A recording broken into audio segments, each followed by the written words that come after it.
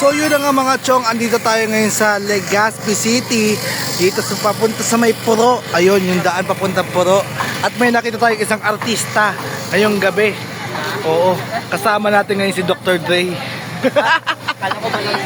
Andito ngayon si Dre. Oo, nakita ko, nagtitinda din sila. Kaya, sinubukan natin yung paninda nila Dre. Alright? Yung totoo, nung nakita ko siya, akala ko makakalibre na. Pero legit, andito talaga siya, Puro si Dre. Pero bago tayo tumungo kay Dre, dito muna tayo sa iba. Sinubukan namin tong chicken skin na mukhang 30% arena.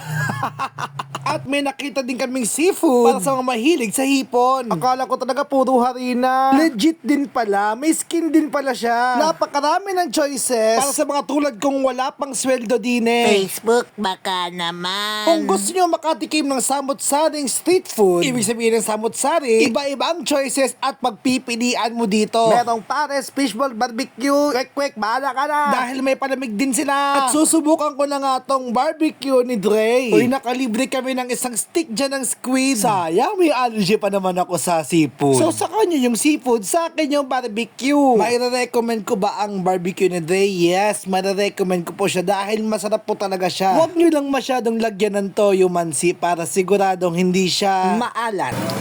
Manamnam siya, promise. Dito biro, panamnam ko siya. Manamnam talaga siya. Iba pa rin yung lasa nung nasa kalsada kaysa nung nasa aircon. Kahit sa daan nagsusubuan kami, no?